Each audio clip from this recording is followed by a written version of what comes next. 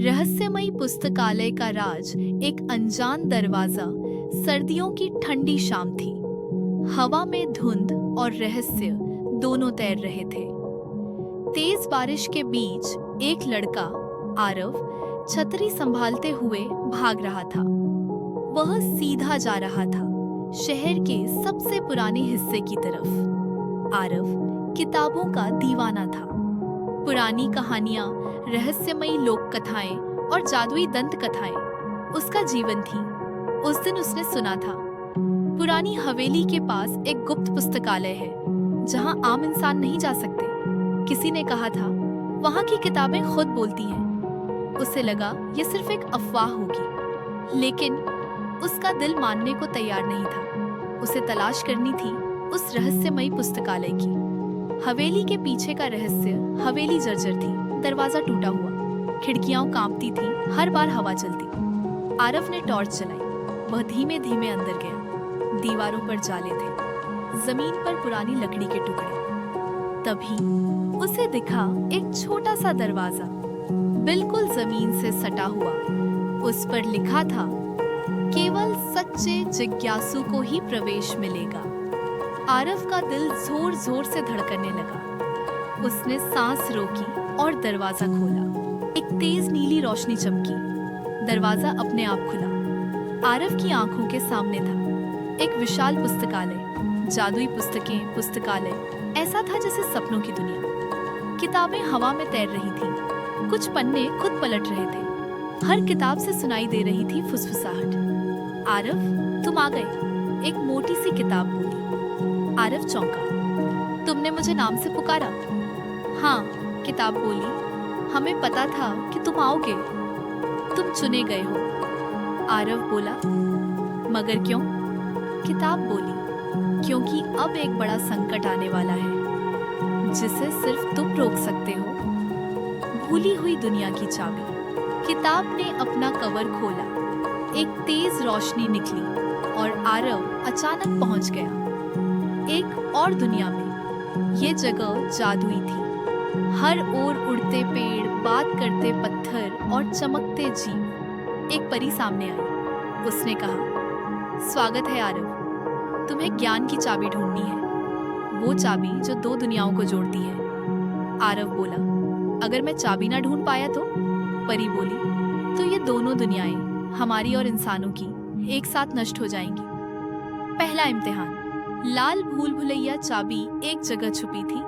लाल भूल भुलैया में एक ऐसा स्थान जहां हर मोड़ पर यादें बदलती थीं। जैसे ही आरव अंदर गया, वो भूल गया कि वो कौन है। वो अपना नाम तक भूल गया। हर दीवार पर उसकी झूठी यादें बनती बिगड़ती रहीं। वो डर गया। तभी एक आवाज आई, सिर्फ सच्चा दिल ही भूल भुलैया पार कर सकता है। आरव ने अपनी आंखें बंद की। उसने वो बातें याद की जो उसे सबसे प्रिय थी। अपनी माँ की कहानियां, पिता का हौसला, किताबों का प्यार। तभी भूल भुलैया गायब हो गई और उसके सामने थी पहली चाबी। दूसरा इम्तिहान। जलती हुई झील। अब उसे जाना था जलती हुई झील तक। झील के पानी में आग लगी थी, मगर उसे वहीं से दूसरी चाबी निकालनी थी। झील के किनारे लिखा था, जिसके भीतर दया की आग हो, वही इस झील को छू सकता है। आरव सोच में पड़ गया। तभी उसे एक घायल जादुई पक्षी मिला। वो जलती झील के किनारे तड़प रहा था। आरव ने बिना सोचे अपनी कमीज फाड़ी, उसके पंखों पर पट्टी बांधी। पक्षी की आंखों से आंसू निकले। झील शांत हो गई। पानी में आग बुझ गई और दूसरी चाबी बाहर आ गई। अंतिम रहस्य।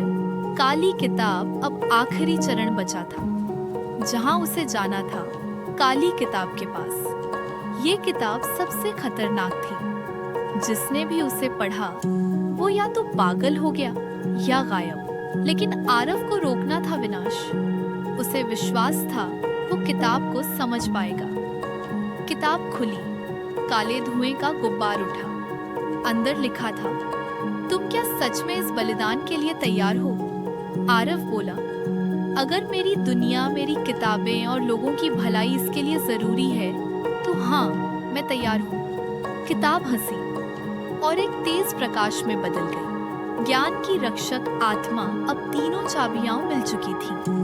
आरव वापस लौटा पुस्तकालय में। वहां उसे मिला विज्ञान और जादू का महान रक्षक, जिसका नाम था आचार्य सुदर्शन। आचार्य बोले, तुमने वो कर दिखाया जो सैकड़ों वर्षों से कोई नहीं कर पाया। अब ये पुस्तकालय तुम्हारी जिम्मेदारी है। आरव चौंका। क्या मतलब? आचार्य बोले, तुम अब ज्ञान के रक्षक हो। हर वो बच्चा, हर वो इंसान जो सच्चे दिल से ज्ञान की तलाश करेगा, उसे ये पुस्तकालय बुलाएगा। कहानी का अंतिम मोड़ अब आरव रोज आता, उसी पुराने दरवाजे से।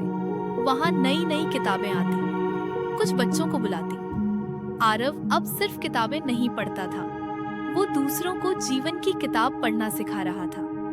और जो बच्चा इस कहानी को ध्यान से सुन रहा है, कहीं ना कहीं कोई दरवाजा उसका भी इंतजार कर रहा है। शायद आज ही की रात, जब तुम अगली बार कोई पुरानी किताब खोलो, वो खुद तुम्हें पुकारे, अब तुम्हारी बारी है। शिक्षा। सच्चे ज्ञान की तलाश करने वालों को दुनिया के हर रहस्य मिल जाते हैं, और जब हम दूसरों की मदद के लिए अपने डर से लड़ते हैं, तभी असली जादू होता है।